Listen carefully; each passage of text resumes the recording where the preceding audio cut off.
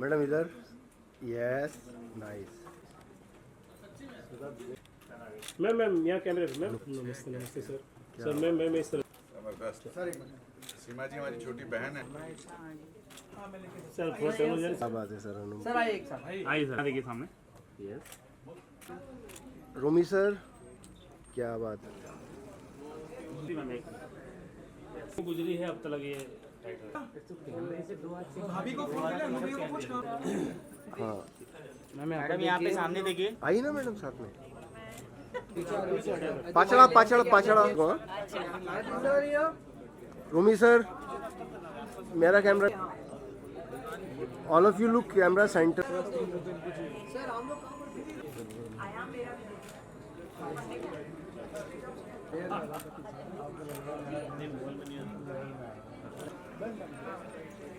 आइए मैडम।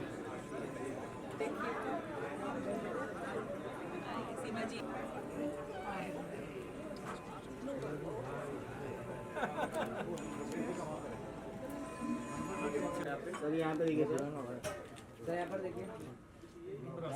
आइए आइए। पीछे मैं सब देख रहा हूँ। चलो भी तो यार।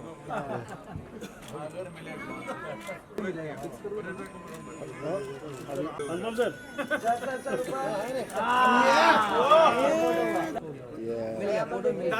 अभिनंदन करता हूँ और अस्पताल में जन्म लिया।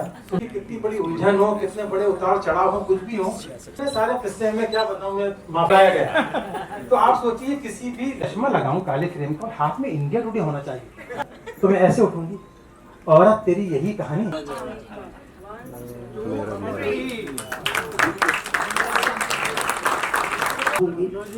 बहुत यादगार ये पल है कि यहाँ पर फूलों। हो गया, आइए। Side side. सर सामने। सर परेश यहाँ पे सेंटर परेश।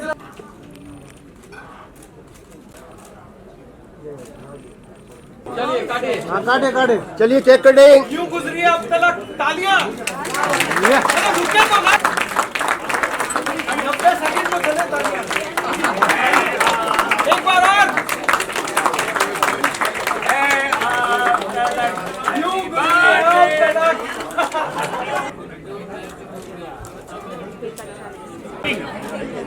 बस खिलाना मैं। जयपुर जा रहे हैं। अरे ले लिया सर। सब लोग इतना अच्छा बोल रहे हैं, हम क्या बोलेंगे। सब इतना अच्छा। बैठिए मैम। संवाद मोबाइल मैम बैठिए। बड़ा मुश्किल है। चीफ गेस्ट आ गए अन्नू कपूर जी। बहुत खिंचाई कर रहे हैं। आए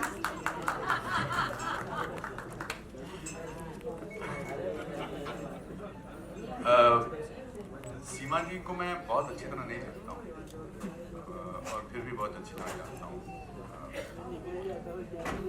अभी मैं इनको देख के मुझे लग रहा था कि इनके चेहरे का ग्राफ चेंज ही नहीं हुआ, क्योंकि आपके अंदर जो खूबसूरती है वो आपके चेहरे पर हमेशा बरकरार रही है बहुत सारे सालों से।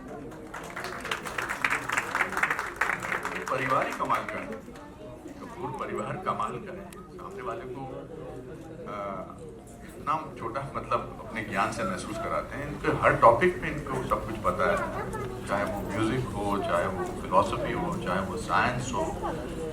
रंजीत भाई, अनु, आप सब लोग कितना अच्छा कुशा, कितना अच्छा आप लाइफ को जानते हैं और कितना अच्छा समझते हैं। और उसकी खासियत यह है कि आपके माता पिता और आपका, मैं ये पैम्फलेट पढ़ रहा था और कितना अच्छा आपने अपनी मौसी की लास्ट मोमेंट्स के बारे में लिखा है।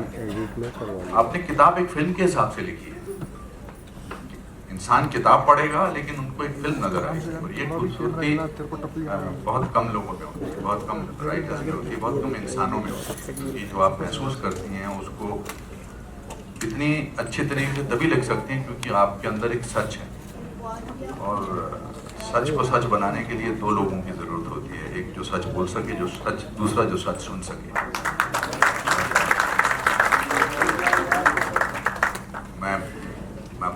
नसीब हूँ, मैं बहुत खुश हूँ। हम चाहे मिलते नहीं हैं, लेकिन मेरे मन में आपके लिए बहुत इज्जत है। आपके काम के लिए, आपकी शिद्दत के लिए, जिस शिद्दत से आप काम करती हैं और जिस शिद्दत से आप ज़िंदगी जीती हैं, वो बहुत प्रेरणात्मक है और उससे मैं प्रेरणा लेता हूँ। और मैं बहुत खुश हूँ कि मैं आज आया हूँ और आपको म्यूजिक बंद करना बोल बज रहा है पीछे। बहुत मुबारकबाद देता हूँ आपको। म्यूजिक बज रहा है। यूं गुजरी है अब तलक, आगे भी बहुत अच्छी गुजरेगी, बहुत अच्छी। बहुत बहुत शुक्रिया मुझे बुलाने के लिए, धन्यवाद। बहुत पहले एक शेर, सब लोग शेर सुना रहे हैं तो मेरा भी दिल किया शेर सुनाने की। उधर वो घर से निकल पड़े हैं, यहाँ मेरा दम निकल रहा है, कहाँ दगा दे रही है किस्मत, वो आ रहे हैं, मैं जा रहा हूँ। क्या बात आपने। नमस्कार। बहुत नर्वस हो रही हूँ सचमुच। आप सबका शुक्रिया, आप यहाँ आए, मुझे सुना। अनुपम भाई ने इतनी ज़्यादा बड़ी बड़ी बातें बोल दी हैं मेरे बारे में कि मुझे आत्मकथा लिखने के बाद आत्म आलोचना के लिए बैठना पड़ेगा कि सचमुच मैं उन शब्दों के काबिल हूँ या नहीं। और यहाँ सब लोग बहुत ख़ास हैं। अनुपम भाई आए, परेश भाई आए, अनु भाई हैं, रघुवीर भाई हैं, जसपिंदर हैं, 1000 किलोमीटर से ईश्वर अंकल आए हैं, शकीला भाभी आई हैं, कॉमरेड आए हैं हमारे, नितिन भाई आए हैं। आप सबका बहुत बहुत शुक्रिया। दिव्या सब लोगों का वो टाइम निकाल के आई हैं, उनका कोई और कार्यक्रम था। मेरी गला बहुत ख़राब है, 2 दिन से डॉक्टर बोरा आए, आप उनसे कंफर्म कर लीजिए। ज़्यादा नर्वस होने की वजह से नहीं कर रही हूँ। कल उन्होंने मुझे दवाई दी है, बिल्कुल नहीं। तो ये मैं संक्षेप में कहूँगी क्योंकि कार्यक्रम थोड़ा लेट शुरू हुआ है। मैं सिर्फ इतना कहना चाहती हूँ कि मैं कोई कुछ ऐसी खास नहीं हूँ कि मैं अपनी आत्मकथा लिख सकूँ, लेकिन अरब में कहावत है कि ईश्वर जब इंसान को बनाता है तो उसके कान में कह देता है कि तुम खास हो। और मैं मानती हूँ कि हर व्यक्ति खास है, क्योंकि हर व्यक्ति के अंदर बुद्धत्व को प्राप्त करने की एक पापी से पापी आदमी के अंदर एक बुद्धत्व को प्राप्त करने की एक ईश्वर उसको एक खासियत दे देता है। तो मैंने भी सोचा कि मुझे ये आत्मकथा क्यों लिखनी चाहिए, क्योंकि जिंदगी को बहुत सारे लोगों ने अलग अलग ढंग से डिस्क्राइब किया है। जैसे फिराक कहते हैं, जिंदगी क्या है, इसे आज ए दोस्त सोच लें और उदास हो जाएं। वहीं फैज कहते हैं, जिंदगी एक मुफलिस की क़िबा है जिसमें हर घड़ी दर्द के पैबंद लगे जाते हैं। कबीर कहते हैं, नैहर वाह हमका न भावे। और शेक्सपियर कहते हैं, life is a tale told by an idiot full of noise and fury signifies nothing. तो अलग अलग लोगों ने ज़िंदगी के बारे में कहा है, लेकिन मैं अकबर इलाहाबादी के एक शेर से इत्तेफाक रखती हूँ और शायद वो थोड़ी सी फिलॉसफी मेरी लाइफ की बन गई है। अकबर इलाहाबादी ने कहा कि नहीं मिला जो बंदूक का लाइसेंस गम नहीं, नहीं मिला जो बंदूक का लाइसेंस गम नहीं, मैंने तो इस ख्याल को ही गोली मार दी। तो मैं जिंदगी में जो कुछ नहीं मिला उसको गोली मारती चली गई ख्यालों में। तो बाकी मैं थोड़ा सा झेल लीजिएगा, इतने सारे लोग आए, मौका नहीं मिलेगा फिर आप लोगों से रूबरू होने का, क्योंकि आप लोग बहुत अनुपलब्ध लोग हैं। आपने इतना ज़िंदगी में अचीव किया है, इतने बड़ी जगह पे मेरे फर्स्ट से बैठे और बाकी सारे लोग जो ख़ास हैं, अपनी अपनी ज़िंदगी में उन्होंने क्या क्या अचीव किया है, वो तो हमने कुछ भी नहीं किया। लेकिन सिर्फ थोड़ी सी बात मैं ये कहना चाहूँगी कि इस आत्मकथा का, मेरी माताजी बंगाली परिवार से, ब्राह्मण परिवार से थी। मेरे नाना, मेरे मतलब ननिहाल जो था वो पूरा का पूरा कलाकारों का वो था, बंगाली थी जो थी। और मेरे नाना क्रांतिकारी थे। अपनी तीनों बच्चियों को लेके जब उन पे कुछ अत्याचार हो रहे थे अंग्रेज़ों के, तो वो एक छोटी सी रियासत थी टीकमगढ़, वहाँ आ गए। उस रियासत के जो राजा थे वो उन दिनों क्रांतिकारियों को शरण दिया करते थे। तो मेरे नाना को वहाँ, उनका नाम था श्री बंसीनाथ चैटर्जी, उनको वहाँ पे शरण मिल गई। और शरण के साथ राजा ने उनको एक अच्छा खासा दीवान का ओहदा भी दिया। तो बड़े संपन्न परिवार से मेरी माताजी थी। उधर मेरे दादाजी, ये इसलिए मैं बता रही हूँ कि आगे कहानी खुलेगी। तो मेरे दादाजी जो थे वो आर्मी में कर्नल थे। और पूरा जो ददिहाल था वो पूरा का पूरा आर्मी के ऑफिसर से भरा हुआ था। लेकिन मेरे पिताजी, जिन्होंने लाहौर में शिक्षा ग्रहण की डीएवी कॉलेज से, अंग्रेज़ी माध्यम से पढ़े हुए थे, तो उनको दो ही भाषाएं आती थी, उर्दू या अंग्रेज़ी। वो उन्होंने अपनी एजुकेशन ख़त्म करने के बाद पता नहीं उनको क्या सूझा कि वो दिल्ली आ गए और उन्होंने एक नाटक कंपनी खोल ली, एक बहुत बड़ी नाटक कंपनी। नहीं, पानी सोच रही दवाई से। तो इतने बड़े संसार में 200-250 लोगों की उन्होंने एक नाटक कंपनी खोली और अच्छी खासी चल रही थी। लेकिन सब दिन को उतना एक समान। धीरे धीरे सिनेमा, जो आज हमारा पेट भर रहा है, उस समय उसने हमारे मुंह से रोटी छीन ली। और सिनेमा ने थिएटर को बहुत पीछे कर दिया। उस ज़माने में 2, 4, 5 ही थिएटर कंपनियां होती थी, जिनमें एक मेरे पिताजी की थी। और जब धीरे धीरे थिएटर बंद होने लगे तो जितने भी विस्थापित कलाकार थे वो बाबूजी की कंपनी में आ गए। अब वो कंपनी बड़ी हो गई। अनुबंध ये होता था कि कंपनी चले तो पूरा राशन यानी पूरा पैसा दिया जाता था, और कंपनी बंद हो, शो नहीं हो तो आधा दिया जाता था। उस आधे में धीरे धीरे कर्ज बढ़ने लगे बाबूजी के। और बाबूजी ने ना कहना कहीं नहीं सीखा था, वो किसी को ना नहीं कहते थे, आ जाओ। माँ अगर बोलती थी कि कैसे करेंगे, इनकी तनख्वाह कैसे देंगे, तो उन्होंने कहा कि ये लोग पढ़े लिखे नहीं, ये सिर्फ कलाकार हैं, ये कला ही जानते हैं, ये लोग कहाँ जाएंगे। धीरे धीरे कर्जों के साथ माँ के गहने ख़त्म हुए।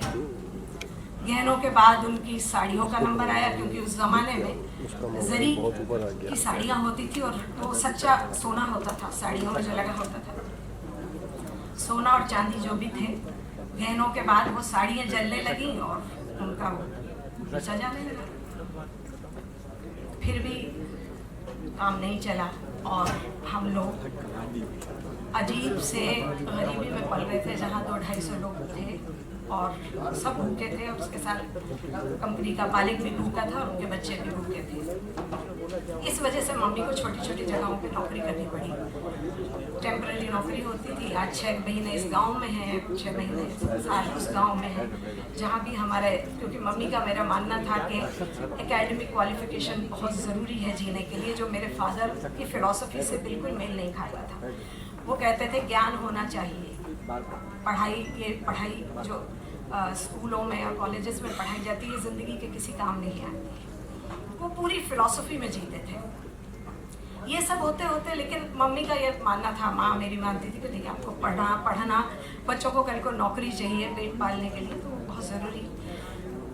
लेकिन हम जिस भी गांव में या कस्बे में रहते थे, इस आत्मकथा में जो सबसे ज़रूरी मैंने वो लिया है, हम जिस गांव में रहते थे, जिन भी गांव में, उस ज़माने में नॉर्थ इंडिया में नौटंकी को बहुत ख़राब दृष्टि से देखा जाता था। तो हम जब मैं जब स्कूल जाती थी, मैं अपनी कहानी कह रही हूँ तो मैं बताऊँगी, मुझे नहीं मालूम अनुभव क्या है, उनका भी उससे ही कुछ वो रहा होगा, लेकिन हर व्यक्ति अपनी तरह से ज़िंदगी को देखता है। तो जब मैं वहाँ जाती थी स्कूल में, तो दो चीज़ें होती थी। एक होता था मेरा टिफ़िन, जिसमें आधी रोटी होती थी, अचार होता था, और मेरी सहेलियों के टिफ़िन में पराठे होते थे, दाल होता था अच्छा खासा। वो मुझे कभी जब ऑफ़र करती थी तो कई बार लालच आती थी कि मैं खा लूँ, लेकिन फिर मुझे याद आता था मेरा छोटा भाई भूखा है, घर पे सब भूखे, तो वो रोटी मुझे वो नहीं भाती थी। छोटे से होने पे भी एक थोड़ा सा शायद सेंसिटिव थी और भावुक थी, तो नहीं खा पाती थी मैं। दूसरी जो चीज़ होती थी, तो मैंने टिफ़िन ले जाना बंद कर दिया। मैंने कहा मैं टिफ़िन ले ही नहीं जाऊँगी, और सहेलियों से बोलती थी कि मैं तो बहुत खा के आती हूँ, तो मुझे दोपहर में भूख नहीं लगती। दूसरी जो चीज़ होती थी वो थी मेरी सहेलियाँ, अगर मैं उनके घर कभी चली जाती थी तो वो मुझे कहती थी तुम हमारे घर मत आओ। तो मैं कहती तुम आ जाओ हमारे घर, तो बोलते नहीं तुम भी मत, हम भी नहीं आ सकते। एक सहेली थी नसीम, वो बोली अब्बा डांटते हैं, तुम नाटक नौटंकी की औरतें हो ना, तुम लोग अच्छी औरतें नहीं हो। अब ये जो त्रासदी है, ये शायद उतनी अनु भैया या रंजीत भाई या निखिल ने उतनी नहीं झेली होती, जो सामाजिक उपेक्षा नाटक की वजह से, जो मैंने, और माँ तो मेरी जवान थी, खूबसूरत थी, बहुत विदुषी महिला थी।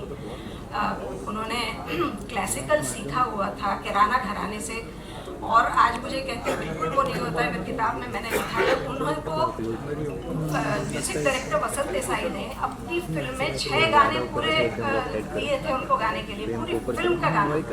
लेकिन मेरी दादी ने कहा कि हम नाचने गाने वाले लोग नहीं हैं, और माँ ने कभी गाने को परस्यू नहीं किया, कभी उन्होंने, और सबसे बड़ी बात है कि उन्होंने कभी उसकी कंप्लेन भी नहीं।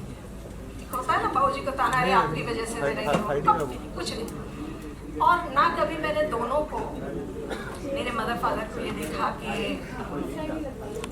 वो कभी ग्लोरियस पास्ट के बारे में बात कर रहे होंगे, अरे हमारे पास क्या था, कभी जो है वो है। और कुछ पता एक अजीब से मुझे तो लगता है कि हमने तो जो हमारे घर में संत थे उनको मिस कर दिया, कि हम उस समय पता नहीं था कि सच में संत लोग कैसे होते हैं। और आज हम जब उनके बारे में जानते हैं, जब हम अपनी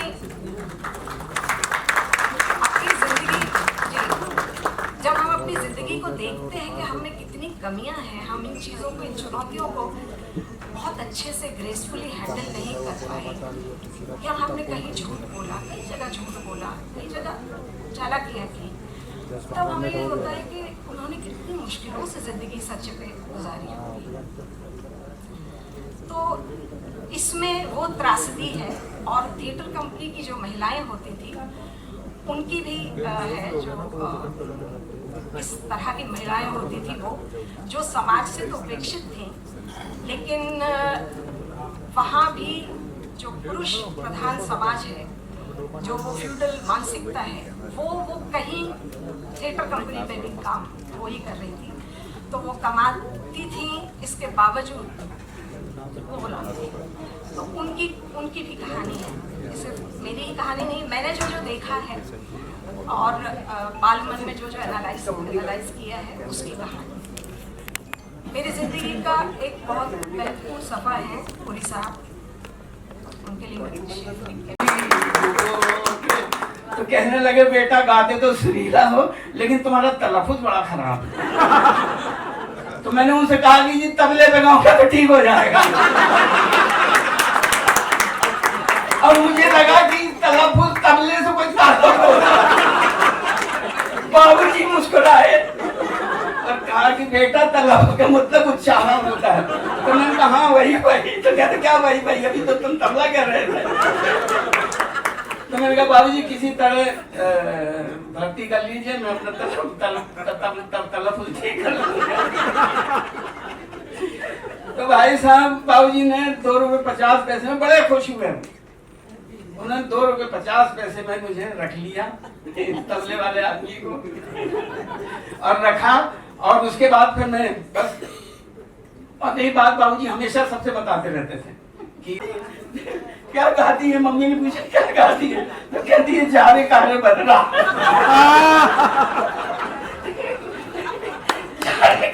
कहती है नहीं कर दिया तो मैं कहाँ रुकने वाला, मैंने और भी कर दिया। अब दोनों रो के रहे, अपनी हंसी यूं पकड़ के, और ये गाल दांतों में दबा दबा के हम अधमरे हो गए सर यहाँ, और हंसी नहीं रुक रही। अब वो ये लड़की वो भी गाना ऐसे गा रही जैसे चाय पी रही हो। जा रहे कारे बदरा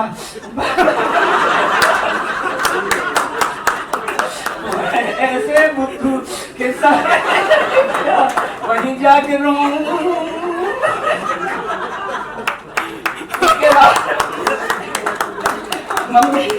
मम्मी ने आके उसमें किसी तरह हम समेट के बाहर निकले, और रास्ते भर जो डांटा है हम लोगों को, जाके ये पता नहीं बाकी थी, पिटता नहीं था। ऐसे ही इसने बहुत पिटवाया है मुझे। एक और मैं बताना चाहता हूँ भैया, उसने कहा है अन्नू शामिल है उसमें। इन्होंने अन्नू एक गाना नया इसने सीखा। अन्नू तो एलानिया टाइटल जो है यूं गुजर गई अब तक, तो लैला मजनू में जो डायलॉग जो था उसका क्या मतलब है? 70 किलोमीटर कहाँ खत्म हो जाते थे मुझे पता भी नहीं। और मैं जब उतरता था इतना ज्ञान मिलता, मैंने बहुत कुछ सीखा है ऐसी संगत करके। तो मुझे यही मेरी उम्मीद है कि मैं कभी आपका कुछ लिखा हुआ मैं कुछ परफॉर्म कर सकूं फिल्मों में। तो ये क्योंकि मैं तो उसी तरह से वो क्या कहते, यही मेरी अभिव्यक्ति रहेगी। Thank you very much and I wish you all the very best. बहुत सारी शुभकामनाएं। Thank you so much.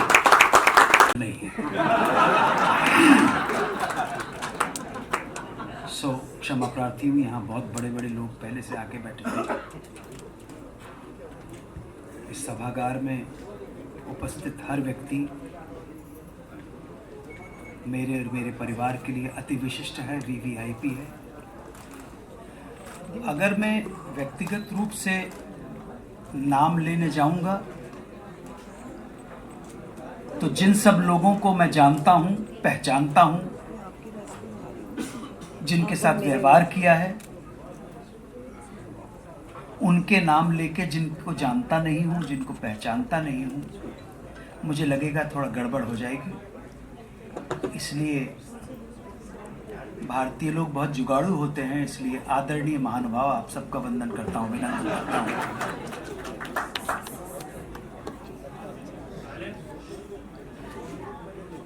सीमा कपूर, रंजीत कपूर, अन्नू कपूर और निखिल कपूर की एक बहन और ग्रूशा कपूर, मीशा कपूर,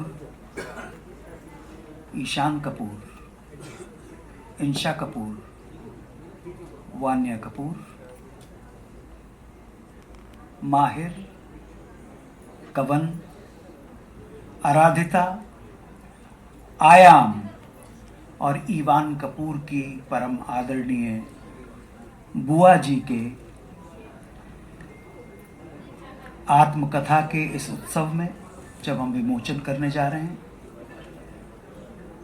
आप सबने उपस्थित होकर समस्त कपूर परिवार को अनुग्रहित किया है, इसके लिए मैं आपको सादर प्रणाम करता हूं। बहुत बहुत धन्यवाद, अनेक धन्यवाद। बहुत आभारी हूं सीमा कपूर, जिस परिस्थितियों से हंसते मुस्कुराते, जिन वेदनाओं से, संघर्षों से, यातनाओं से, त्रासदियों से गुजरी है, वो मेरे लिए और मेरे परिवार के लिए किसी वीरांगना से कम नहीं है।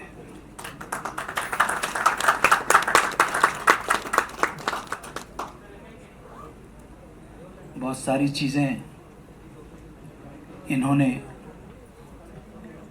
निश्चित तौर पर अपनी आत्मकथा में लिखी होंगी, परंतु ज़माना कहता है कि सुश्री सीमा कपूर के एक भाई की याददाश्त बहुत तगड़ी है। ज़माना ये कहता है कि सीमा कपूर के एक भाई की स्मृति इतनी तगड़ी है, उसे पता नहीं किन किन नामों से बुलाता है, पुकारता है। तो हमें, हमारी परम आदरणीय बहन को भी पता नहीं होगा कि उसने कब हमारे बाबूजी और हमारी माताजी के लिए चंद लाइनें लिखी थी, जो मैं आपके साथ साझा कर रहा हूं। सीमा ने लिखा कि तुम अपने आंचल पर एक घनेरी छांव काढ़ लो,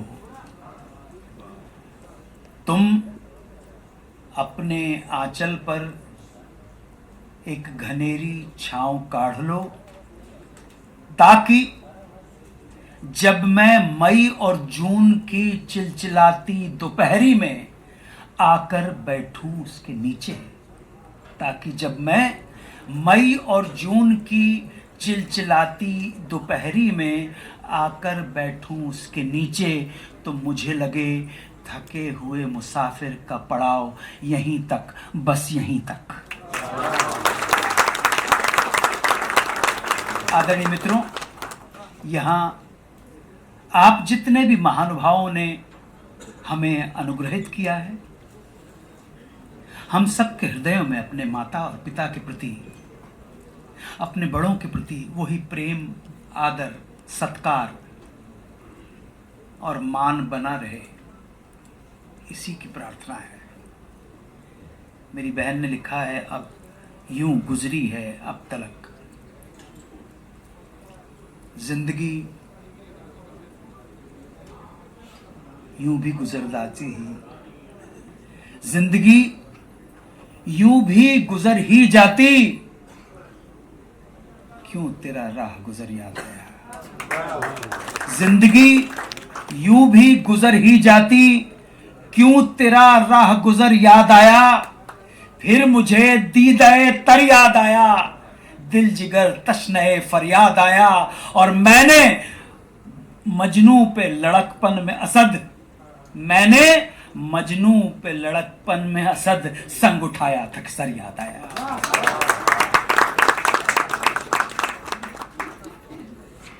एक ही बहन है तो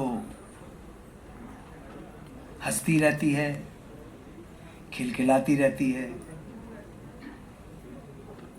मैं जलता हूँ इससे, ईर्ष्या करता हूँ कि इतने दुख सहने के बावजूद वो सबकी सहायता, सबकी केयर करने के लिए चिंतित रहती है। हमारी बड़ी भाभी यहाँ बैठी हैं, हम उन्हें प्यार से तिशा दीदी कहते हैं, है मेरी सबसे बड़ी भाभी। और आज से लगभग 56 साल पहले मैंने ही अपने भाई से इनको मिलवाया था।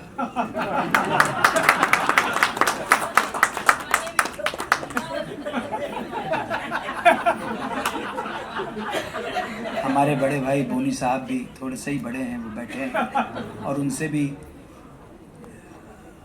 बड़े भाई यहाँ पर अपनी उपस्थिति से मुझे धन्य कर रहे हैं। माननीय श्री अनिल चौधरी साहब, जो उन लोगों में से हैं जिन्होंने, मेरी तो कोई हस्ती नहीं है, मेरी तो कोई औकात ही नहीं है, सच बोलूं, न शक्ल है, न सूरत है, न कोई पर्सनालिटी है। अगले जन्म में अगर कोई है तो मैं यही कहूँगा, नो टैलेंट ओनली ब्यूटी। लेकिन ऐसे व्यक्ति को जिसकी चाह है कि नो टैलेंट ओनली ब्यूटी को भी, जब वो कॉमेडियन का रोल किया करता था, उस व्यक्ति को भी कबीर का रोल दे डाला। ऐसी गलती कर डाली इन्होंने। सामने श्री बोनी कपूर बैठे हैं, जिनकी वजह से मुझे मुंबई शहर में एक अपना सेपरेट एक कमरा मिल पाया। 5,000 रुपये का चेक दिया। आज भी वही प्यार है, वही स्नेह है। मैं उतना सौभाग्यशाली तो नहीं हूं जितना मेरी बहन है। सबको लड़ने ही पड़े अपने अपने युद्ध, सबको लड़ने ही पड़े अपने अपने युद्ध, चाहे राजा राम हो चाहे गौतम बुद्ध। सो हमने सबने, आप सब, हम सब अपने अपने युद्ध लड़ रहे हैं, कोई कम नहीं है। ये जीवन ही संघर्ष है, जीवन संघर्ष है, फियर्स बैटल है। So you have to be emotionally, physically and mentally strong to fight this battle. Although, nevertheless, in the end you will lose this battle. आप जीत नहीं पाएंगे। इसलिए एक फिल्मी गाना मजरू सुल्तानपुरी का गाया वो बहुत सार्थक लगता है। बड़ी बड़ी जब बातें करते हैं कि राही मनवा दुख की चिंता क्यों सताती है, दुख तो अपना साथी है। सुनिएगा, राही मनवा दुख की चिंता क्यों सताती है, दुख तो अपना साथी है। सुख है एक छांव ढलती, आती है जाती है, सुख दुख तो अपना साथी है। ये दुखों का जो कच्चा छिट्टा है,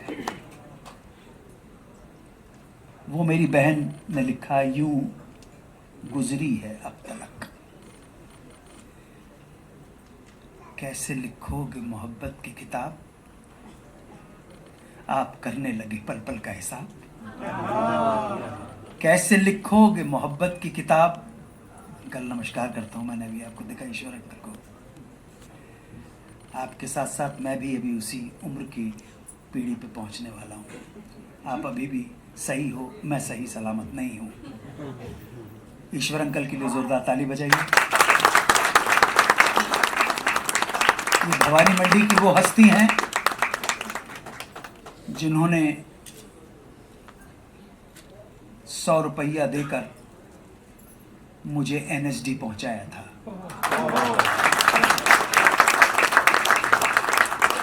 और दुनिया के किसी हॉस्टल के मेस में खाना बड़ा स्वादिष्ट नहीं बनता है, परंतु अंकल आते थे अपने साथियों के साथ और 50 रुपये मुझे दे के जाते थे और मुझे शंकर मार्केट के ग्लोरी ढाबा में पहुंचाते थे। तो बड़ा अच्छा लगता था। बहुत मैं हो सकता है उससे 1000 गुना ज़्यादा पैसे वापस लौटा सकता हूँ, लेकिन क्षमा प्रार्थी हूँ, वो समय वापस नहीं लौटा सकता। इसलिए आप हमेशा आपका कर्जदार रहूँगा, ईश्वर अंकल का कर्जदार रहूँगा, अनिल भाई साहब का कर्जदार रहूँगा, बोनी भाई साहब का कर्जदार रहूँगा। वो कर्ज कभी चुका नहीं सकता। मैं माफ़ करना, मैं कुछ चीज़ों में, बहुत सारी चीज़ों के अंदर आदमी सक्षम नहीं होता है। तो मेरी बहन ने ये जो अपने संघर्षों का हंसते हंसते लेखा जोखा जो किया है, ये उसके जीवन का कच्चा छिट्टा है। जो बहुत सारी चीज़ें उसने भाइयों से भी नहीं बताई, जो शायद ग्रूशा से शेयर की होंगी, जूजी से शेयर की होंगी। विक्रम को आज मैं लगातार फ़ोन करता, हमारा जवाई है ये, कि बेटा ये क्या, तो वहाँ पे पहुँच जाना, मैं थोड़ा सा लेट हूँ। नितिन भाई सामने बैठे हैं, आदरणीय नितिन भाई का सम्मान करता हूँ, नमस्कार करता हूँ। डॉक्टर साहब बैठे हैं, हमारे डॉक्टर वोरा हैं, हमारे भाई डॉक्टर जी रत्नपाल की जोरदार तालियों के साथ। ऐसे आप ताज्जुब करेंगे, हमारे जीवन के अंदर कुछ ऐसे लोग आए हैं कि जिन्होंने हमारे ऊपर ही उपकार नहीं किए हैं। आप अगर मेरा नाम लेकर भी डॉक्टर वोरा और डॉक्टर रत्नपारखी के पास जाए, one of the finest cardiologist of this country, one of the finest cardiologist of this city, अगर मेरा नाम लेके भी चले जाएंगे तो आपसे कोई फीस नहीं ली जाएगी। अगर आपके पास अगर पैसे हैं तो ईमानदारी के साथ पैसे देंगे, कंजूसी मत कीजिए। सो मेरे पास बहुत कुछ तो नहीं है, मेरी बहन है, तो कहूँगा, कम कहूँगा तो भी मुश्किल है और ज़्यादा कहूँगा तो भी मुश्किल है। भाई साहब रघुवीर भैया ने बहुत कुछ कह दिया। भैया बहुत आभारी हूँ कि आप जिस मुकाम पे पहुँचे हैं, आपने अपने करीब प्रोफेशनल करियर में आपने यश और कीर्ति पाने के बाद हमारे परिवार को याद रखा और प्रेम और अनुकंपा आपने बनाए रखी। हमारी बहन को अपनी बहन समझा। आज जफर भाई यहाँ नहीं है, उनको प्यार से मुन्ना कहते हैं। मुन्ना जफर भाई कहीं पूरे ट्रक के साथ कहीं थिएटर में जुटे होंगे, थिएटर करने के अंदर। और वो हैं जिनका दिल कब हथेली पे आ जाए इसका भरोसा नहीं है। लेकिन परंतु फिर भी मैं बहुत आभारी हूँ रघुवीर भैया कि आपने ये मान सम्मान दिया। मेरी माताजी को, मेरे पिताजी को आपने याद किया। और मेरी बहन ने जाहिर है कि अपनी किताब में माँ और बाबूजी को वही सम्मान दिया होगा। और मैं ये कहता हूं कि आपकी हर संतान आपको उतना ही सम्मान दे, उतना ही मान दे, उतना ही आदर दे। आप इतने लकी हो जितना आदर मेरी बहन ने अपने माता और पिता को दिया। मैंने किताब पढ़ी नहीं है क्योंकि मुझे पढ़ना आता नहीं है, और ये तो फिर भी मुझसे ज़्यादा एकेडमिक क्वालिफिकेशन है मेरे पास, तो वो भी नहीं है और मुझे उसका अफसोस नहीं है किसी पॉइंट के ऊपर। अभी ये लोग जब कह रहे थे कि मेरे पिताजी जो थे उन्होंने एकेडमिक्स पे कभी बिलीव नहीं किया। इसकी एकेडमिक शख्सी है। मेरा भाई, छोटा भाई जो निखिल है, आज उस चक्कर में मैंने तुम्हारे बेटा निखिल, तुम्हारे चक्कर में मैंने निखिल अडवाणी को फ़ोन लगा दी, कहते दीदी बोलिए कौन सी फिल्म बनानी है। मैंने कहा नहीं भैया, मेरे निखिल कपूर मेरे भाई का नाम है। मेरा जो सबसे छोटा भतीजा है आयाम कपूर, उसके बाद तो मेरा ही बेटा है ईवान, वो अभी जाने वाला है। आज उसको बुआ ने आदेश दिया है, इन सारे बच्चों को आदेश दिया है कि पढ़ना होगा। ना आयाम के लिए मुश्किल है, ना मीशा के लिए मुश्किल है, ना गुरुशा के लिए मुश्किल है। मुश्किल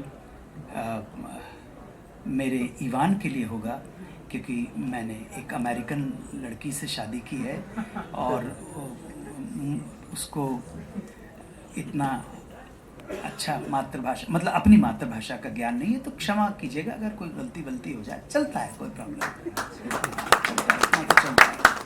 कि हमारे आभारी हूँ और अपनी बहन के लिए इतना ही कहना चाहता हूँ। रूमी, मैं बहुत बहुत आभारी हूँ, मशकूर हूँ आपका कि आपने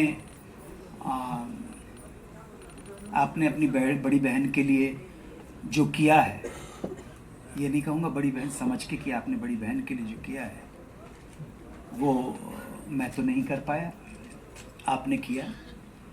और यही आपके बड़प्पन का और आपकी महानता का सबूत है। इस बात और बात अपनी बहन के लिए प्रार्थना है कि बरसते रहो सावन सरी के खेत में, बरसते रहो सावन सरी के खेत में, महकते रहो चंदन सरी के देश में। बरसते रहो सावन सरी के खेत में, महकते रहो चंदन सरी के देश में। लोग तो मिट्टी से सोना ही निकालें और तुम मोती उगाओ रेत में।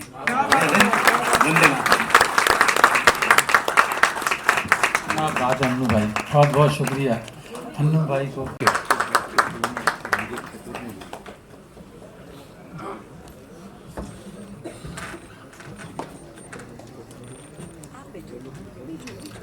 आप सबको नमस्कार, सीमा जी को बधाई। अभी इतने लोगों ने इतनी अच्छी अच्छी बातें की, इतने अच्छे किस्से सुनाए। मैं कुछ अंदर से जल सड़ रहा था कि मेरे पास ये किस्से क्यों नहीं है, मैं इतने देर के बाद क्यों सीमा जी को मिला। पर जब भी मिला मुझे ऐसा लगता है मेरी खुशकिस्मती है कि मैं इनसे मिला। मेरी बेटी जानवी को एक्टर बनना था, तो मेरी पत्नी को ऐसा लगता था उनका तबला ठीक नहीं, मतलब तलफ्फुज़ ठीक नहीं है। तो उनको तबला सिखाना, बजाना कौन सिखाएगा, मतलब हिंदी सही बोलना कौन सिखाएगा। तो खैर मैं इनको उस वक्त जानता नहीं था। मैंने रोमी भाई से फ़ोन किया और मैंने कहा कुछ तबले का बंदोबस्त करो। तो रोमी जी ने कहा सीमा जी हैं, वो रंजीत और अन्नू की बहन है। मुझे इनका उस वक्त पता नहीं था कि भाई एक और भाई एग्जिस्ट करता है। मैंने रंजीत साहब के साथ भी काम किया है, अन्नू जी के साथ भी काम किया है, और अभी इंटरेक्शन कई सालों से सीमा जी के साथ है। I feel I have enriched myself by only being associated with them. मेरी बेटी आज आ नहीं पाई क्योंकि उनकी शूटिंग थी, और कल जब परसों मैंने कहा एक वीडियो बाइट बना लो तो she said I am doing such an emotional scene dad कि मैं ठीक बोल नहीं पाऊंगी, और मेरा मेकअप भी कुछ उल्टा सीधा है। शूटिंग उनकी 2 से 2 की थी, तो 2 की जगह 6 बजे पैकअप होती थी। तो होता ये था जब मैं घर से निकलता था वो सोई रहती थी। तो मेरे ख्याल में वो बाइट रह गई कि हो सकता है आज आ जाए, कल आ जाए, जब उनका शूट ख़त्म हो जाए। पर अंदर से उसको तकलीफ ज़रूर हो रही थी कि कुछ कर नहीं पाई, वो ना आ पाई और ना कुछ वीडियो वाइट दे पाई। आज मेरी छोटी बेटी की भी फिल्म का शो है, शायद वहाँ पे भी आ नहीं पाएगी क्योंकि वो इमोशनल तबले वाला सीन कर रही है जिसमें डायलॉग आता है। तो अपने लाइनें याद कर रही है और फिर तैयारी में लगी हुई है। आज मैं समझता हूँ अगर जानवी और खुशी के का तबला सही है तो इनके बदौलत है।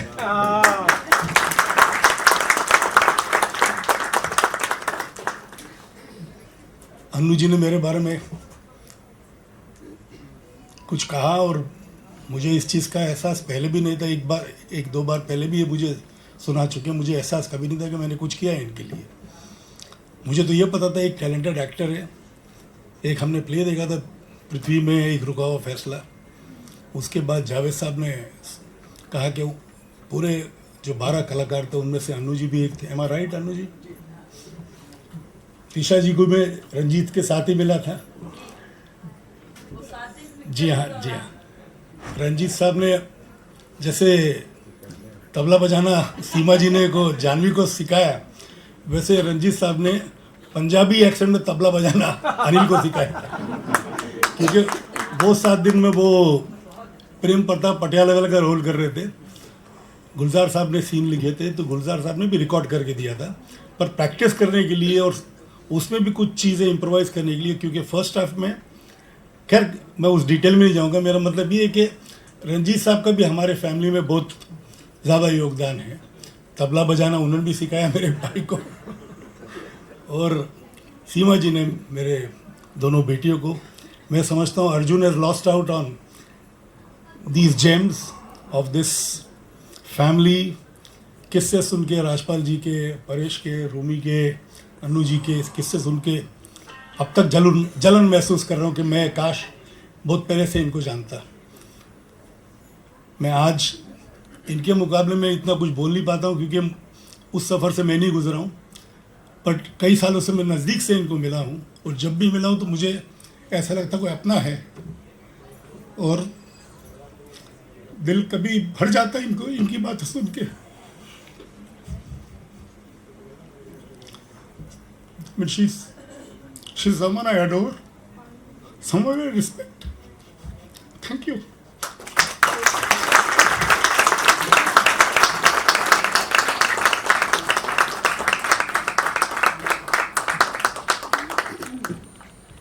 मैं मंच पर आमंत्रित करना चाहूंगी सीमा जी के भतीजे। सबसे पहले तो I'm quite overwhelmed with all what I've heard from different people who've spoken about the family, about her, and I feel blessed that I have got to know her. I thank Romi to have introduced me to her. I, on behalf of my 2 daughters who've grown speaking the language, Hindi language, a lot of credit goes to her. Again, Ranjit, who was part of the same family, he was very closely associated with us. When Anil was making his career, he too has contributed. It's always been enriching to be with this family, the members of this family. अनु ने जो restaurant में काम किया था वो लोग आज भी याद करते हैं. मैं समझता हूँ मैंने कुछ अच्छा किया होगा कि इनसे मेरी मुलाकात हुई, और मैं समझता हूँ कि ये ताल्लुकात आगे बढ़ते रहें तो और ज़्यादा मैं सीख पाऊंगा इनसे. सीखना कोई एकेडमिकली सीखना नहीं होता. जो तजुर्बे होते हैं लोगों के, वो भी गुणी लोगों के, उनसे आदमी ज़्यादा सीखता है. तो कुछ मैं सीखा हूँ, कुछ मेरे बच्चे सीखे हैं, और ये ताल्लुकात बढ़ते रहें ताकि मैं और कुछ सीख पाऊँ. इससे ज़्यादा मैं क्या बोलूँ. मैं शुक्रगुजार हूँ ऊपर वाले का कि मैंने इन लोगों से मिला, इनके परिवार से बहुत कुछ सीखा. आज इन्होंने अपनी बुक लॉन्च की है, उसके लिए बधाई हो. और मेरे तरफ से गुड विशेस है इनको और इनकी तमाम फैमिली को. इनकी जर्नी बहुत कमाल की रही है और आगे चल के भी मेरे अलावा वो लोगों को ही एनरिच करेंगे. Thank you. थोड़ी दूर तक ठीक है. से प्रकाशित करना चाहती हूँ, लेकिन अभी तक वो काम नहीं हुआ. बट मुझे लगता है कि हर काम का एक वक्त होता है और वो वक्त जब आएगा तो वो काम हो जाएगा. बहुत बहुत धन्यवाद आप सबका आने का. मेरी बहुत सारी यादें वाबस्ता हैं दीदी की.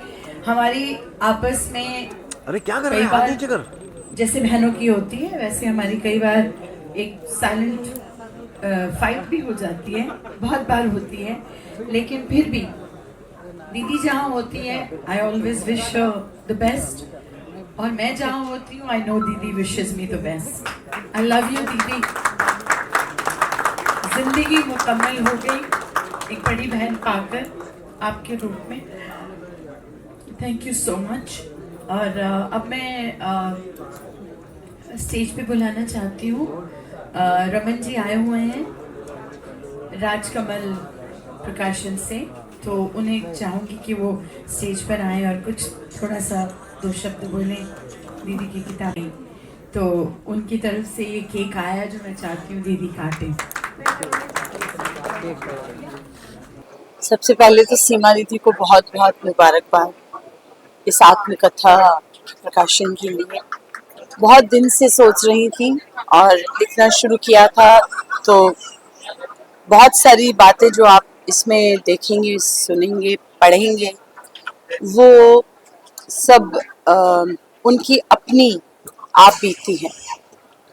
और बहुत सारी चीज़ें जो मैं जानती हूँ, जो मेरे साथ उन्होंने बहुत बार जब हम बैठते थे, तो अब भी जब हम बैठते हैं तो वो शेयर करती हैं अपनी यादें, और बड़ा हम लोग खूब हंसते हैं और खूब उन बातों को याद करके, इवन कि वहाँ तब के गाने जो हम लोग शेयर करते हैं. और मेरी चॉइस और उनकी चॉइस बहुत ही मिलती है, और उस चीज़ को हम लोग खुद गुनगुनाते हैं जब हम साथ होते हैं. तो ये एक आत्मकथा है, ये उनकी अपनी आप बीती जिसको उन्होंने लिखा है, जिसको अल्फाज दिए हैं, शब्द दिए हैं. और इसमें कोई झूठ नहीं, क्योंकि किताबें लिखी जाती हैं उसमें बहुत कुछ कहानियाँ होती हैं. ये कहानी नहीं है, ये आत्मकथा है, ये आप बीती है. तो मुझे लगता है कि इसमें जो सच्चाई है वो पढ़ के, वो जान के आपको पता चलेगा कि सीमा कपूर क्या है, सीमा कपूर ने किस तरह की जिंदगी बिताई, कैसी जिंदगी बिता के अकेले लड़के कहाँ तक पहुंची हो. आज ये आत्मकथा जो उन्होंने अपनी लिखी है, इसके लिए मुझे तो सबको ही बहुत खुशी है, हमारी पूरे परिवार को सबको खुशी है. और दीदी को बहुत बहुत मुबारकबाद एक बार फिर. आप सब जरूर पढ़िए इसे और जानिए. देखिए, चैलेंजेस लिखने में तो कुछ नहीं आए, क्योंकि जब मैं लिखती हूँ तो मैं अकेले में बैठ के लिखती हूँ. जिंदगी में जो चैलेंजेस आए हैं और जिंदगी में जो उतार चढ़ाव आए हैं, उनको मैंने लिखा है. और मैंने निर्भीक होकर, बिना डरे चाहे वो मुझे अपने बारे में लिखना हो, उसमें मुझे कितना ही क्या बोलना चाहिए, क्रिटिसिज्म झेलना पड़े, वो मैंने लिखा है। उसी तरह मैंने दूसरों के बारे में भी जो मेरा नज़रिया था वो लिखा है। उसमें भी चुनौतियां थी मुझे ये कहने की कि मैं क्या कहूँ दूसरों के बारे में और क्या नहीं कहना चाहिए। उनकी मर्यादा रखते हुए, ग्रेस रखते हुए मैंने मेरे साथ जो भी घटनाएं हुए हैं ज़िंदगी में, जो चुनौतियां आई हैं, वो मैंने। मैम, कई सारी चीजें आपकी लाइफ के बारे में पता, कई सारी चीजें लोगों को नहीं भी पता है, तो ये बुक उनके तरफ पहुंचेगी जो आपके फैंस हैं जो। जी। सबसे पहले मैं जब ये बुक अपनी आत्मकथा लिख रही थी तो सबने मुझे कहा कि इसे एक फिक्शन की तरह लिखो, क्योंकि बहुत सारे ऐसे प्रहार हैं सोसाइटी पे हमारे साथ, और बहुत सारी ऐसी चीज़ें हैं जैसे चाइल्ड अब्यूज़ है, जैसे पुरी साहब और मेरा रिश्ता किन रास्तों से गुजरा है, क्यों हुआ है, तो ये सब चीज़ें मत लिखो। क्रिटिसिज्म झेलना पड़ेगा। तो मैंने कहा नहीं, अगर मैं इसको फिक्शन बना दूंगी तो इसकी सत्यता जो है ना वो झूठी हो जाएगी। तो जब तक आप ये साहस नहीं लेते, ये हिम्मत नहीं लेते हैं कि नहीं, मैंने अगर गलत कुछ हुआ है मेरे साथ, वो शर्म की बात नहीं है, मुझे उसको दुनिया के सामने आना चाहिए, क्योंकि जो और लोगों के साथ हो रहा है कम से कम उनको प्रेरणा मिले और उनको हिम्मत मिले कि ऐसा भी आप सच कह सकते हैं। बहुत सारी चीजें लोग जानना भी चाहते हैं, लेकिन आपको लगता है कि बुक के थ्रू जो है कई सारे जो फिल्म मेकर्स है उसके भी अप्रोच आएंगे, इसको बड़े पर्दे पर उतारा जाए इस कहानी को, अगर इस बारे में कुछ शेयर करें, तो क्या आप तैयार हैं इस कहानी को? वो बहुत बात की बात है, मुझे नहीं लगता है कि पहले लोग पढ़ें तो सही, उसके बाद ये आगे की बात होगी। मैम, आज के दिन बात करें, काफी बड़ा दिन आज आपके लिए, परिवार के लिए, काफी सारे लोग इमोशन आपको लिखने वाले, इसके अलावा अब देखिए, यहाँ तक की तो कहानी मैंने लिख दी है, अब मुझे नहीं मालूम है मेरी जिंदगी और कितनी बाकी है। 65 साल की तो हो गई हूँ मैं, अब कितना मुझे 5 साल जीना है, 10 साल जीना है, और उनमें क्या क्या जिंदगी के चैलेंजेस आएंगे मुझे नहीं मालूम है। तो आगे की तो बात मैं नहीं बता सकती हूँ कि आगे क्या होगा क्या नहीं होगा। मैं ये चाहती हूँ जो हो गया है, गुजर गया है, उसी को आप लिख सकते हैं। भविष्य तो ईश्वर के अलावा और किसी को नहीं मालूम। मैसेज दे सकते हैं मैम आपको? एक मिनट क्या बात है, क्या बात है। हाँ जी,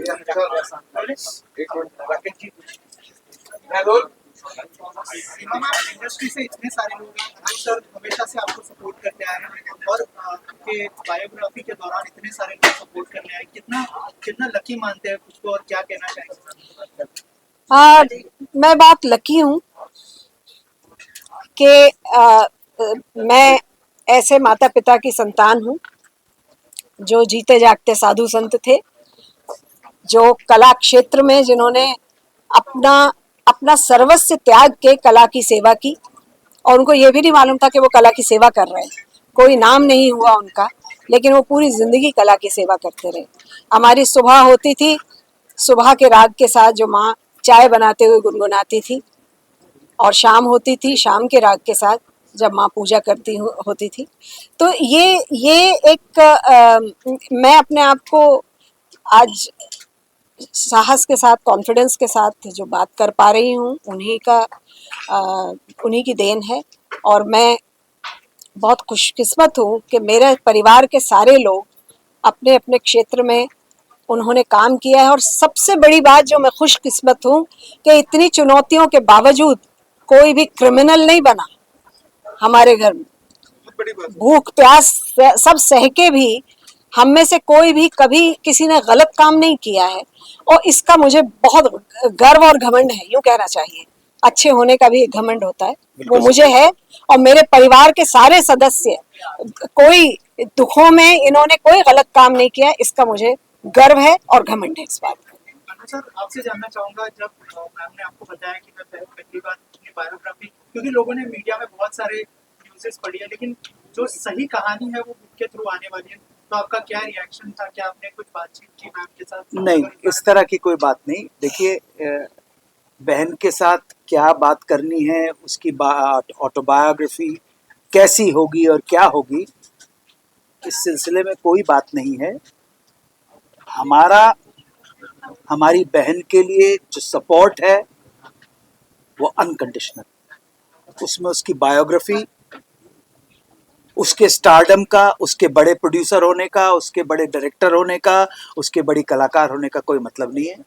वो हमारी बहन है और एक भाई को अपनी बहन के लिए जो करना है वो उसका धर्म होता है, समझे आप? वो हमें अनकंडीशनल है। तो ये नहीं भैया। हाँ जी। रघुवीर सर, आप क्या कहना चाहेंगे? आपने जो है कुछ कहानियां जो कि बहुत नॉस्टैल्जिक भी महसूस किया होगा आपने, अगर कुछ शेयर करें कि क्या कहना चाहेंगे सर इस बुक के बारे में? क्या शुभकामनाएं होंगी आपके लिए? शुभकामनाएं तो है सारी, जो है तहे दिल से। मैं तो क्या कहूँ, मैं तो गुड्डो के सीमा बोल ही नहीं पाता, मैं आज तक नहीं बोल पाया मैं। और जब इसने बताया कि मैं आत्मकथा लिख रहा हूँ तो मैं घबरा गया एक्चुअली, क्या लिखेगी ये। और क्योंकि मैंने इसे हमेशा हंसते हुए देखा है, हम बड़ी मुफलिसी में जिए हैं हम लोग, और मुफलिसी के वाकई आज भी हम कभी बात करते हैं तो वो मुफलिसी के दिन सबसे खूबसूरत आज नजर आते हैं हमें। मिलते 2-2.5 रुपए ही थे, और ज्यादा कहने को 2-2.5 होते थे, मिलते 8 आने और 4 आने ही थे। उसी में हम मिल बांट के हम लोग खा लेते थे, रहते थे, और 24 घंटे हंसते रहते थे। हमें कभी जो तकलीफों का मजा हमने उस वक्त लिया, और ये गुड्डो, ये बहन मेरी, ये तो हंसाने में इसकी तो मास्टरी है। हम भूखे बैठ के और एक दूसरे की शक्ल देख के हंसने लग जाते थे, तो हम खाना पीना सब भूल जाते थे। तो ये जो रहा, तो जाहिर है ये जो इसने लिखा है, यूं गुजरी है अब तलक, वाह क्या गुजरी है। और इसने इतने खूबसूरत अल्फाजों में लिखा, मुझे तो बोलना भी नहीं आता। मेरे तो अल्फाज में तो बिल्कुल देहाती आदमी हूँ, लेकिन जो थोड़ा बहुत बोलना सीखा है यही सोहबत में। क्यों कहीं कोई गलतियां करते, तलफ़ुज़ मेरा खराब होता तो यही ठीक करती रहती थी गुड्डो। एक तो इसका म्यूजिक का भी ऐसा कि बेसुरा होता तो ये सुर में ले आने का सारा कुछ तो ये भरा पड़ा हुआ था। तो यही से बस सीखते रहे, और मैं तो जल्दी से जल्दी पढ़ना चाहूंगा। सिखा के लाई हूँ, इतनी तारीफ करो मेरी। लेकिन एक बात बता दूं मैं कि जब ये हम वहां मिले तो मैंने इसकी हिंदी की क्लास ली थी। एक मम्मी ने कहा था, हाँ मम्मी ने कहा था कि हिंदी और गणित की क्लास ली थी, तो हिंदी में और अभी गणित में कमजोर थी।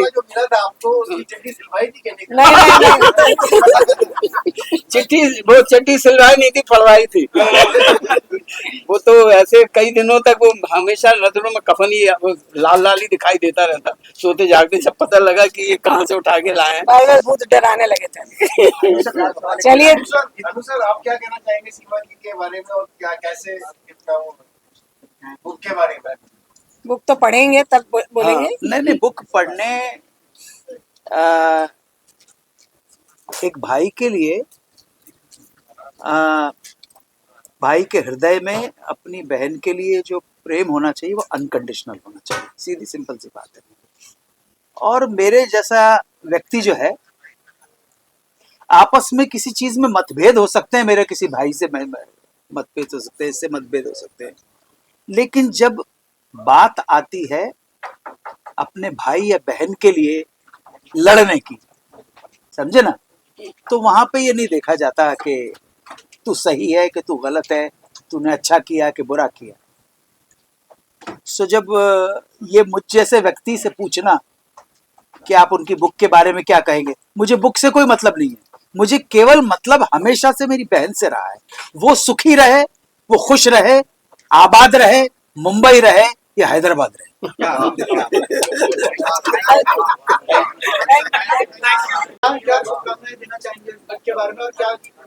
देखिए, कपूर फैमिली, जैसा कि पूरा आपने आज का ये देखा होगा, हर एक लफ्ज अपने आप में एक सोना है, एक हीरा है।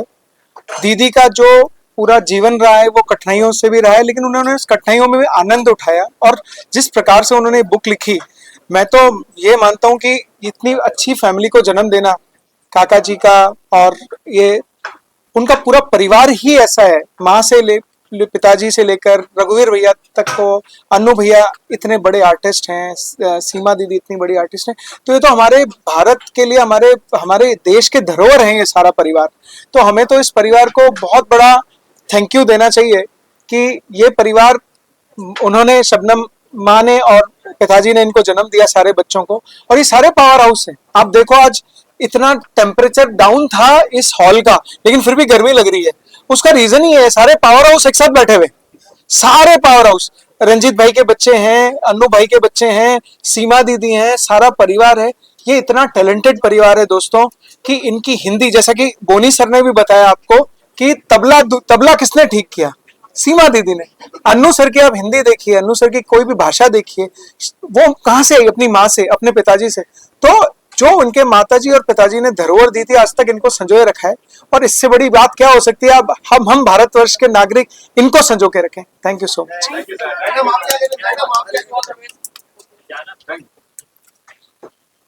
जो सीमा जी ने जो किताब लिखी है, अपनी आत्मकथा लिखना बहुत मुश्किल होता है। जो अपना मुश्किल वक्त जो गुजरा हुआ है वो एक किताब में लिख के, मतलब एक पेपर पे लिख के बयां करना बहुत मुश्किल होता है। और सीमा जी की तो क्या ही तारीफ करें, उन्होंने जो किताब लिखी है वो बहुत अच्छी है। उसका जो किताब का टाइटल है वही बहुत बढ़िया है, वही बहुत कुछ कहता है।